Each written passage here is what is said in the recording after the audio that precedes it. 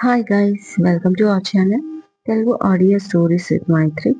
నా ఛానల్ని ఎవరైనా ఫస్ట్ టైం చూస్తున్నట్టయితే తప్పకుండా లైక్ చేయండి, షేర్ చేయండి అండ్ సబ్స్క్రైబ్ చేసుకోండి. Miss Lakkamamba part 65. ఇక లేట్ చేయకుండా స్టోరీలోకి వెళ్ళిపోదాం. తప్పదు నాన్న, మీరు సంతోషంగా ఉండాలని కదా మా తల్లిదండ్రులు కోరుకుంటారు.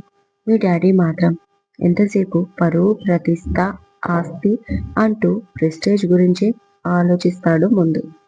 అవన్నీ ఉండి కూడా మీరు ఫ్యూచర్లో మనశ్శాంతిగా, ఆనందంగా మీరు లేకపోతే ఇక ఏ లాభం అనేది నా ఆలోచన అంటుంది రజని. తల్లి చెప్పిన మాటలు విని తండ్రి గురించి ఆలోచిస్తూ అలా అనిక దగ్గరికి బయలుదేరుతాడు రోషన్. రూమ్లోకి వెళ్ళిన శౌర్య ఫ్రెషప్ అయి సిస్టంలో ఏదో ఒకటి సెర్చ్ చేస్తూ ఉంటాడు రిలాక్స్గా. అప్పుడే కౌశిక్ కూడా ఫ్రెషప్ అయి వచ్చి సిస్టంపై ఉన్న శౌర్యాన్ని చూసి ఈ కుట్ర వెనుక ఎవరున్నారో కనిపెట్టాలి అని కౌశిక్ అంటూ ఉండగా అప్పుడే రూమ్లోకి పుష్ప వచ్చింది. ఇద్దరికి కాఫీ అండ్ స్నాక్స్ పట్టుకొని చాలా దిగులుగా కనిపించింది ఆమె. ఆమెని అలా చూసేసరికి బాధగా అనిపించింది కౌశిక్కి. పెద్దమ్మ, మీరు ఎందుకు వచ్చారు? చెప్తే నేను వచ్చేవాణ్ణి కదా అన్నాడు. అప్పటి వరకు సిస్టంపై వర్క్ చేస్తున్న శౌర్య పైకి లేచి తల్లిని చూశాడు. ఆమె ఫేస్ చూడగానే చాలా బాధ అనిపించింది. వెంటనే తల్లిని దగ్గరికి తీసుకొని, ఎందుకు ఎక్కువగా ఆలోచిస్తున్నావు మమ్మీ? ఇప్పుడు ఏం జరిగిందని అడిగాడు శౌర్య. అంతే, పుష్ప శౌర్యాన్ని పట్టుకొని ఏడ్చేసింది. కాసేపు ఇద్దరు అలాగే మౌనంగా ఉండిపోయారు. ఆమెను ఎలా ఓదార్చాలో తెలియలేదు శౌర్యకి. కాసేపటికి, మమ్మీ ప్లీజ్, నువ్వు ఇలా ఏడిస్తే ఎలా చెప్పు? నేనేదో తప్పు చేసిన ఫీలింగ్ వస్తుంది నాకు అన్నాడు శౌర్య కాసేపటికి నార్మల్గా ఉండడానికి ట్రై చేస్తూ. నా కొడుకు ఎప్పుడూ తప్పు చేయడు. అలా చేసేవాడైతే ఈ ఉద్యోగం చేసేవాడు కాదు. తనకున్న బిజినెస్లోని కల్తీలు చేస్తూ దర్జాగా రెండు చేతులతో సంపాదిస్తూ హాయిగా బతికేవాడు అంటూ కళ్ళు తుడుచుకుంది పుష్ప. వెంటనే జరిగిందేదో జరిగిపోయింది. ఈ జాబ్ వద్దని నేను మొదటి నుంచి మొత్తుకుంటూనే ఉన్నాను.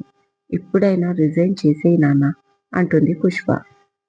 ఇప్పటి వరకు మోటివేషన్ లాంటి స్పీచ్ ఇచ్చి ఇప్పుడు డిసప్పాయింట్ చేసేస్తున్నావు మమ్మీ.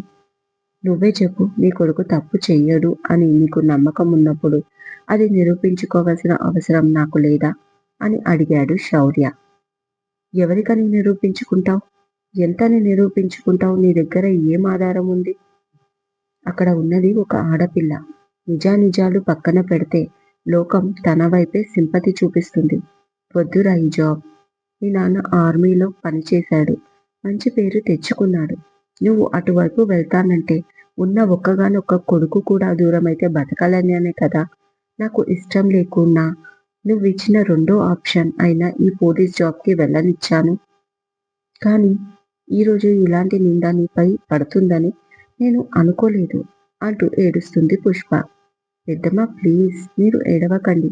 ఇప్పుడు ఏమైందని అని కౌశిక్ అనగానే, మరి సస్పెండ్ ఎందుకు చేశారు నాన్న? శౌర్య వైపు మాట్లాడాలి కదా డిపార్ట్మెంట్ వాళ్ళు.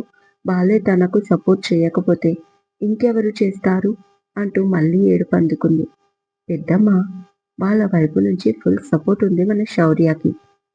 వీడు మామూలోడు కాదు. వీడికి పెద్ద పెద్ద ఫ్యాన్స్ ఉన్నారు డిపార్ట్మెంట్లో.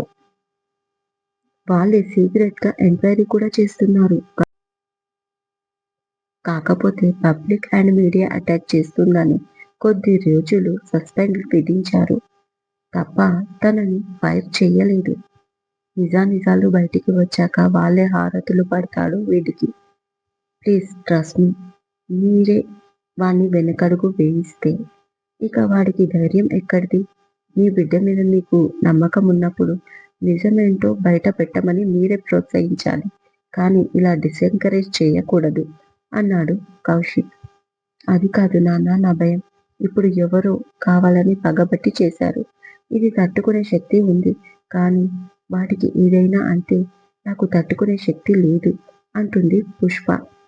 నువ్వు మరీ ఎక్కువ ఆలోచిస్తున్నావు మమ్మీ. అలాంటిదేమీ జరగదు. దీని వెనకాల ఎవరైనా వాళ్ళని బయటికి తీస్తాను. కొంచెం టైం పడుతుంది. బట్ నువ్వే నా ధైర్యం ఆపాలి మమ్మీ. లోకమంతా ఒకవైపు వెళ్ళినా ఇంటికి రాగానే నువ్వే నాకు ఉన్నావు అంటే చాలు. ఇక ఎవరితో నాకు అవసరం లేదు. అలాంటిది నువ్వే ఏడిస్తే నాకు ధైర్యం ఎక్కడి నుంచి వస్తుంది చెప్పు అన్నాడు శౌర్య. ఆ మాటకి వెంటనే శౌర్యాన్ని హత్తుకొని, సరే నాన్న, ఏం చేస్తావో తెలీదు. ఈ నిందని కడిగేసుకోవాలి నువ్వు. దీని వెనకాల ఎవరున్నా అసలు వదలకు అంటుంది పుష్ప. అది కదా మా పెద్దమ్మ అంటే, అలా ధైర్యం చెప్పాలి.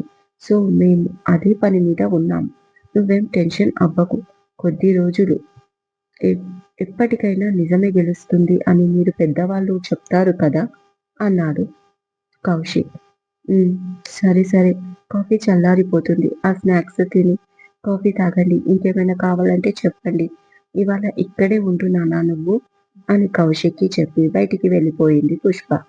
దూరం నుంచి వాళ్ళ మాటలు ఇబ్బందిగా వింటున్న లక్కీకి ఒక్క ముక్క కూడా వినిపించలేదు.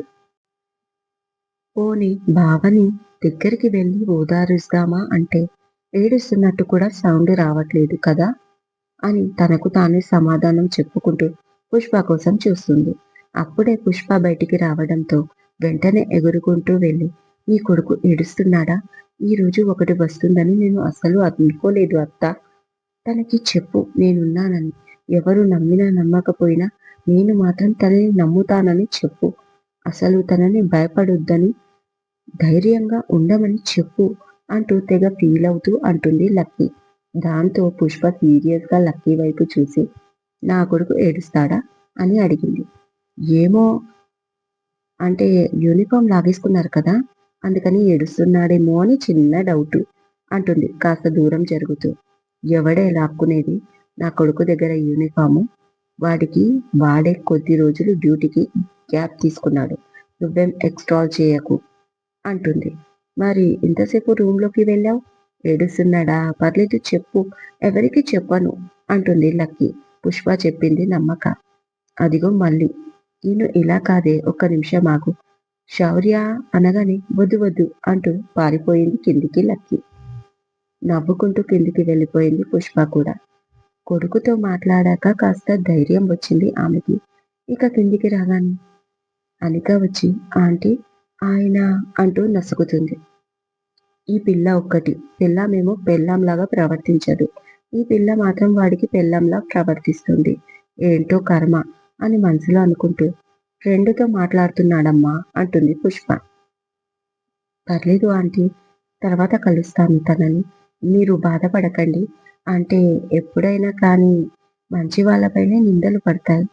అది నిజమని నేను అస్సలు నమ్మట్లేదు" అని అనిక అనగానే, "వాడు బాధపడే రకం కాదమ్మా.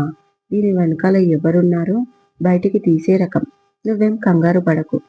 వాడి గురించి నీకే కాదు, లోకానికి కూడా తెలుసు చాలా బాగా. ఏదో ఒక వర్గం క్రియేట్ చేస్తున్నారు ఇవన్నీ. కానీ జనాలల్లో ఇంత సపోర్ట్ ఉందో చూస్తున్నావు కదా. కాబట్టి ఇందులో బాధపడి డిప్రెషన్‌లోకి వెళ్ళడానికి ఏమీ లేదు" అంటూ తన రూమ్‌లోకి వెళ్ళిపోయింది పుష్ప. ఏంటో, ఆయన్ని ఓదారుద్దామంటే ఆయన తన ఫ్రెండ్‌తో ఉన్నాడు.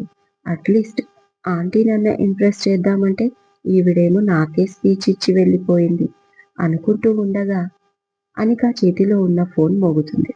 డిస్‌ప్లేలో మమ్మీ అని కనిపించింది. అది చూడగానే వెంటనే లిఫ్ట్ చేసి, "హలో మామ్" అనగానే అటువైపు నుంచి రజని, "ఏం జరుగుతుంది స్వీటీ? టీవీలో న్యూస్ చూసావా?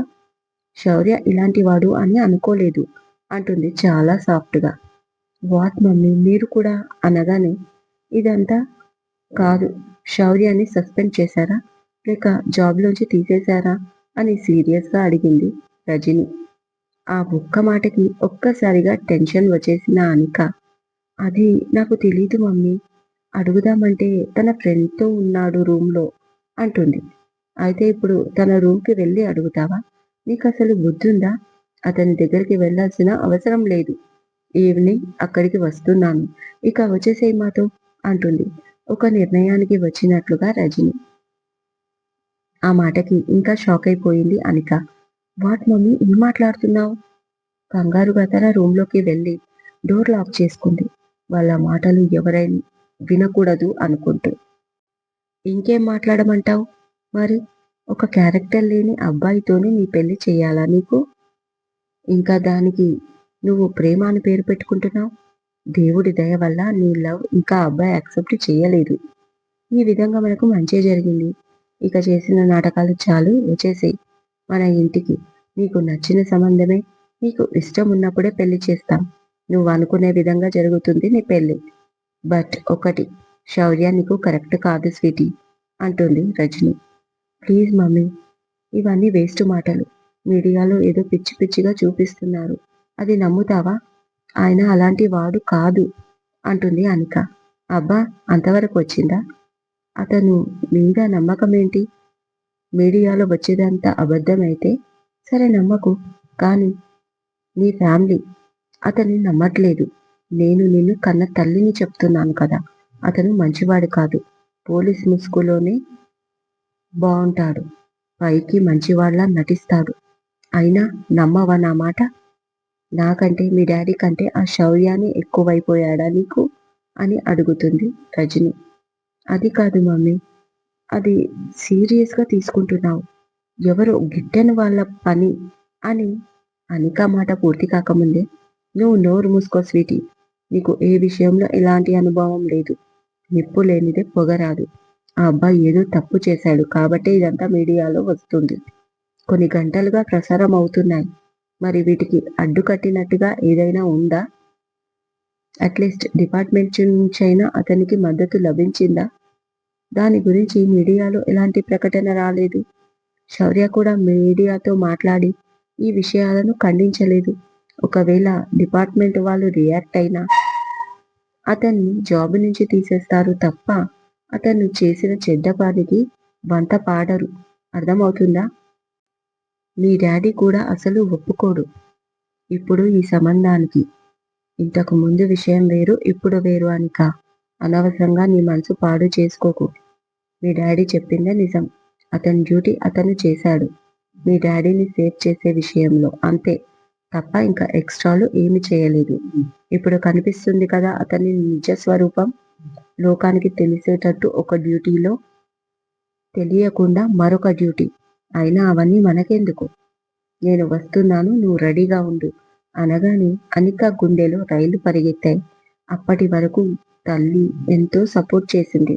అలాంటిది ఒకే ఒక నింద శౌర్యపై పడగానే అది ఏంటో, అది నిజమో కాదో కూడా తెలియకుండానే ఒక నిర్ణయానికి వచ్చేసింది తల్లి అనుకుంది అనిక. ఇదండి ఇవాళటి ఎపిసోడ్. ఈ ఎపిసోడ్ మీకు నచ్చినట్టు అయితే నాకు కామెంట్లో చెప్పండి. అలాగే లైక్ చేయండి, షేర్ చేయండి, హైప్ ఇవ్వండి, సబ్స్క్రైబ్ చేసుకోండి నా ఛానల్ని. మరొక మంచి ఎపిసోడ్తో మీ ముందు ఉంటాను. మా ఇద్దరు